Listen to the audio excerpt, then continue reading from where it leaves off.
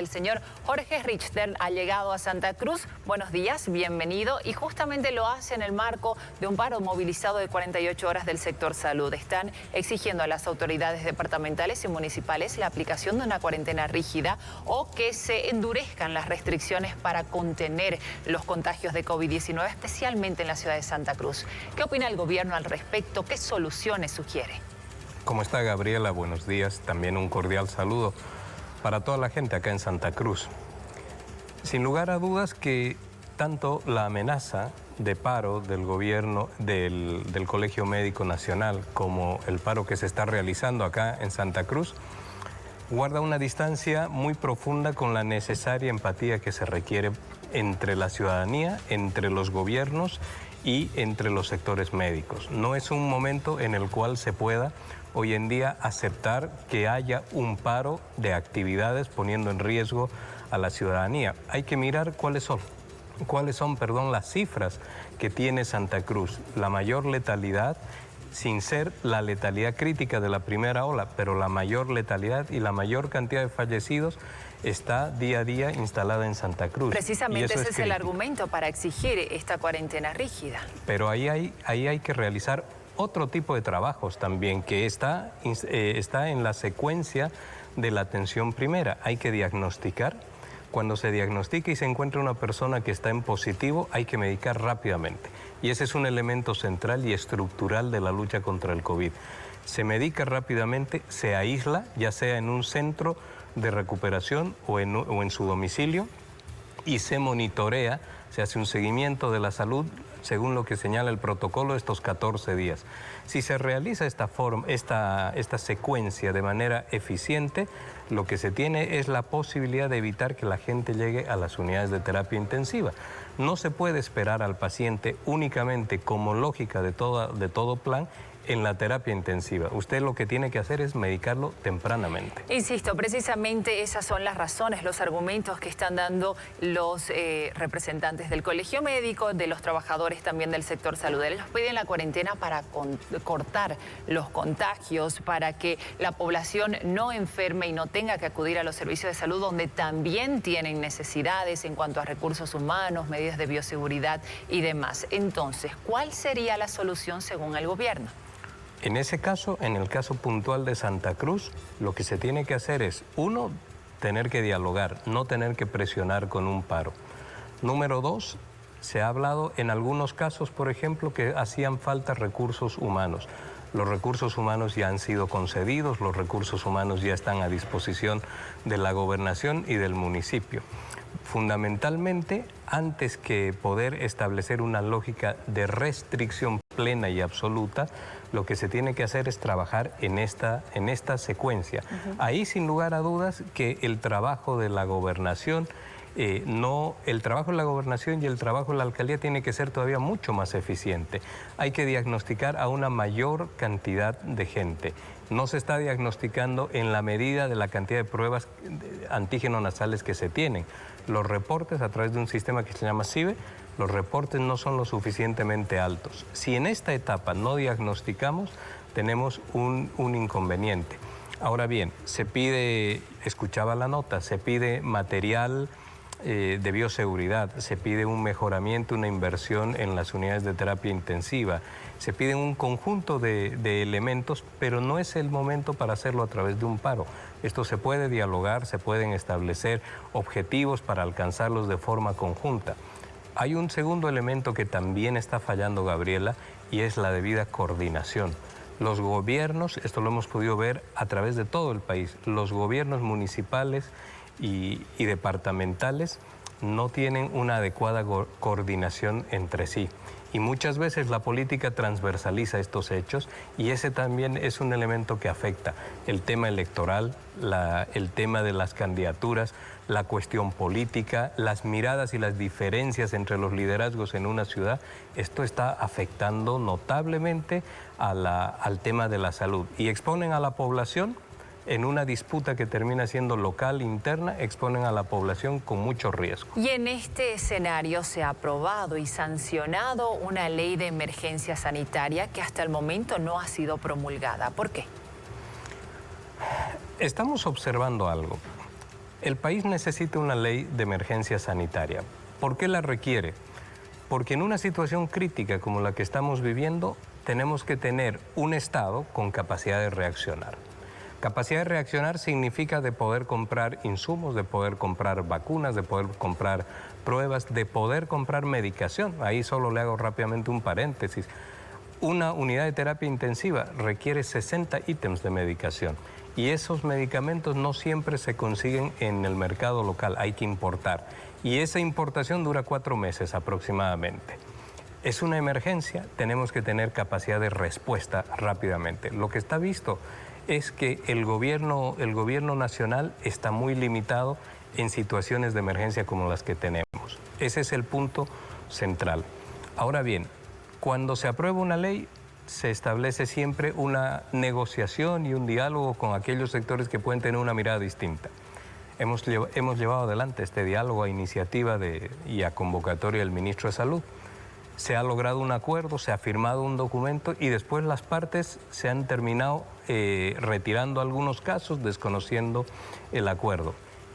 Pues el país necesita una ley, el presidente la va a promulgar en los próximos días, pero está observando cuál es también la voluntad de los sectores médicos en este momento de excepción que es la pandemia. ¿Cuán fundamentales eran estos artículos observados por los médicos? ¿Por qué no aprobar esta ley de emergencia dejándolos de lado? Porque tenemos, por ejemplo, un punto que es absolutamente central. Primero, corresponde realizar paros cuando tenemos una situación de emergencia donde hay gente que fallece, pero además cuando estamos en puertas de la vacunación, dejar todo esto en suspenso para poder peticionar sobre intereses de un gremio corporativo, de intereses que se cruzan con lo político. Se había hablado, se había conversado, se había acordado. Ese es el tema central. Número 2, es muy importante saber que la ley protege también la economía de la gente. No es posible que avancemos hacia una mercantilización de la economía con las pruebas rápidas. ¿Cuánto costaban las pruebas rápidas cuando no teníamos a disposición como se tiene ahora? Las pruebas rápidas, las internaciones, los tratamientos en unidad de terapia intensiva, un conjunto de prestaciones que se han convertido en inaccesibles para la gente y que en su desesperación por ver la salud afectada, pues han asistido a estos centros privados sin un precio regulado y han terminado fuertemente endeudados. Eso también se está normando. Y hay un tercer aspecto que son las listas de precios y las cláusulas de confidencialidad que han señalado. Y rápidamente le explico, Gabriela, la cláusula de confidencialidad. Cuando se compraron las vacunas Sputnik del laboratorio Gamaleya, previo a eso ya estaba publicado el decreto 4432. En su artículo 4 habla sobre la confidencialidad de las vacunas. Es el único elemento que está sujeto a confidencialidad porque es un requisito de los laboratorios. Todos los laboratorios exigen una cláusula de confidencialidad. Básicamente no es por el precio, sino que es por el conocimiento científico, que no permiten divulgarlo. Esa cláusula de confidencialidad que estaba en el decreto 4432 era pública, se conocía. Si uno le preguntaba a alguien cuánto tiempo dura la cláusula de confidencialidad, no nos lo sabían responder a pesar de que era público. Y son 3 años, eso significa que no han leído el decreto, que no conocían el decreto, no se estaba escondiendo nada. Y si no incorporamos esta cláusula, no tenemos acceso a las vacunas. Ahora, con respecto a la ley de emergencia sanitaria, ¿hay dudas de parte del presidente si promulgarla o no? Lo que existe es una mirada sobre el comportamiento médico. Si la empatía del sector médico va con las necesidades de la población. Se está pidiendo que nuevamente abrir el diálogo. Nosotros abrimos el diálogo. ¿Eso implicaría modificaciones en el contenido de la ley? Se puede reglamentar. Los puntos sensibles que están buscando se van a reglamentar. En esa reglamentación se los ha invitado a participar. Ese es un tema importante. Se había también acordado con ellos. Los puntos que se habían acordado se trataron, se llegaron a coincidencias, se hicieron acuerdos de participar en esta reglamentación de forma conjunta.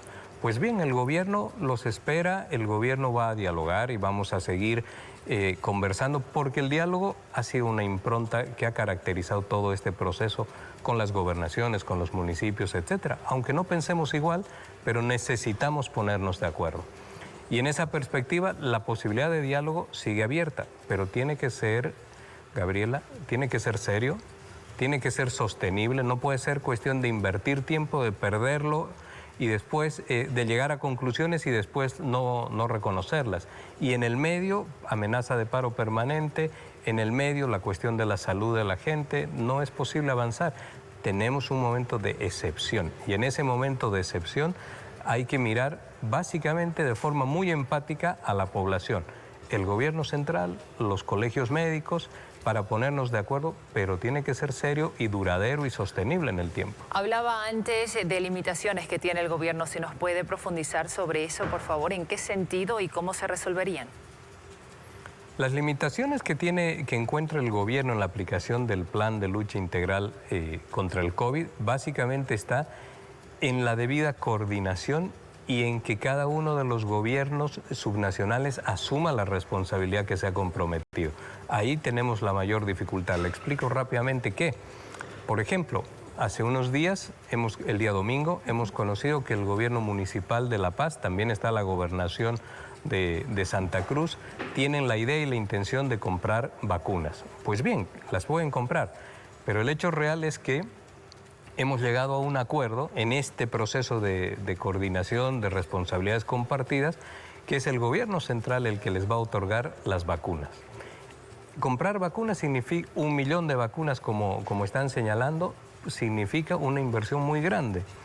Cuando se les ha pedido que realicen las pruebas diagnósticas, que realicen la medicación temprana, el aislamiento y el seguimiento, la respuesta ha sido que no tienen recursos, que les falta recursos económicos. Y de pronto tienen recursos para comprar vacunas, que cuesta todavía mucho más que este otro proceso. ¿Por qué? ¿Cómo han conseguido estos recursos? ¿Por qué hay la disponibilidad de sí gastar en un proceso de adquisición y de compra y de adquisición que ellos lo podrían administrar antes que invertir en esa primera fase? Porque las vacunas ya están aseguradas, porque el gobierno ha comprado vacunas para toda la población. Esta descoordinación es lo que afecta ser eficiente en la lucha contra el COVID, profundamente eficiente, porque tienen labores asignadas y no quieren invertir sus recursos en esas labores y quieren reducirlo todo a la cuestión de la vacuna. Y es una secuencia, hay que cumplir el primer pilar y hay que cumplir la vacunación. ¿Por qué no quieren realizar esta etapa primera? También hablaba de problemas políticos que estarían trabando la coordinación entre las diferentes instancias del Estado. ¿A qué se refería específicamente? Se encuentran dos tipos de problemas políticos. Están los locales, como es el caso hoy día de Santa Cruz, donde hay una clara disputa entre el poder municipal y la gobernación, y entre ellos una competencia por quién puede mostrarse hacia afuera más eficiente y más rápido en la resolución. Ese es un enorme problema porque adicionalmente hay candidatos también que están vinculados a la gobernación y al municipio y que van realizando promesas de orden electoral, como esto de que van a comprar vacunas y más o menos que la próxima semana se las entregan, que no va a ocurrir, Gabriela. No existe posibilidad que puedan realizar eso. Nosotros estamos hace meses trabajando en este tema. Y después están los intereses ya que son corporativos del gremio y de los colegios médicos. Ahí hay, por supuesto, intereses políticos.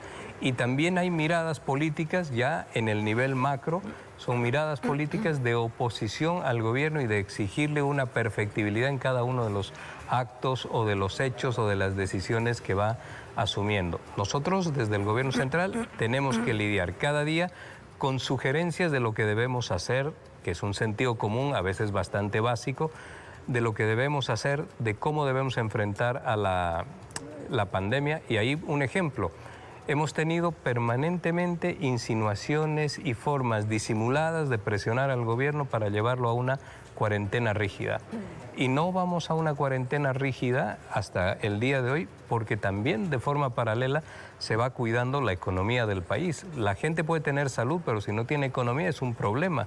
Si tiene economía y no tiene salud, por supuesto que también es un problema. Tenemos que saber llevar los dos elementos cuidadosamente.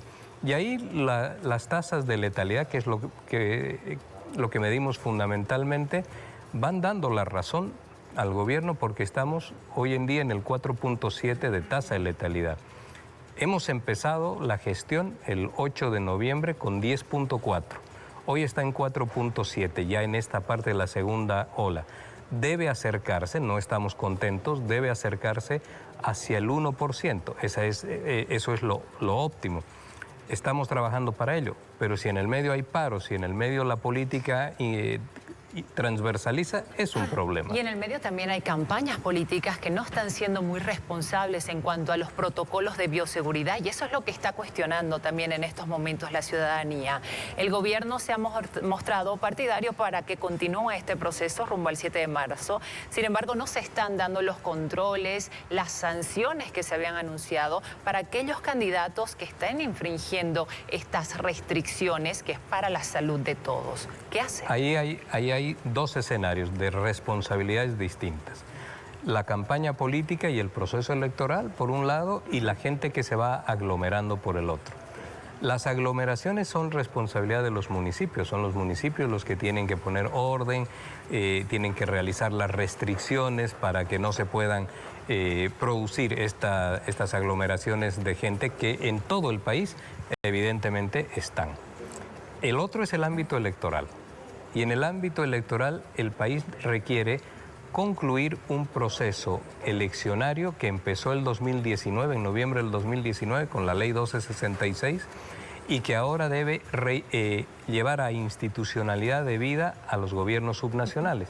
Gobernadores y alcaldes, o alcaldesas y gobernadoras, están extendidos o prorrogados en el tiempo por fuera de la Constitución. Este tema institucional, por supuesto que el país lo tiene que resolver. Uno se podrá preguntar, ¿es el momento? ¿No es el momento? Es verdaderamente importante tener autoridades en el marco de lo que dice la Constitución y no eternamente prorrogadas o largamente prorrogadas. En ese sentido, es el Tribunal Supremo Electoral el que tiene que tomar una decisión. La información está disponible, la puede acceder usted, Gabriela. La información está disponible. Sabemos el número de contagios, la tasa de letalidad por departamentos, etcétera. Sobre ello pueden tomar una decisión si lo ven conveniente de postergar, de mover o modificar la fecha. El gobierno hoy día sí trabaja en función de, estimamos que todos los bolivianos hacen eso, en función del 7 de marzo, que ese día habrá elecciones. Ahí hay que coadyuvar en los procesos de bioseguridad, apoyando al Tribunal Supremo Electoral en lo que le compete al gobierno. Pero son dos escenarios distintos. Por último, hay alguna gente que dice que la situación está desbordada y que hay pánico en la población por las enfermedades. El pánico es un concepto absolutamente distinto que produce comportamientos diferentes.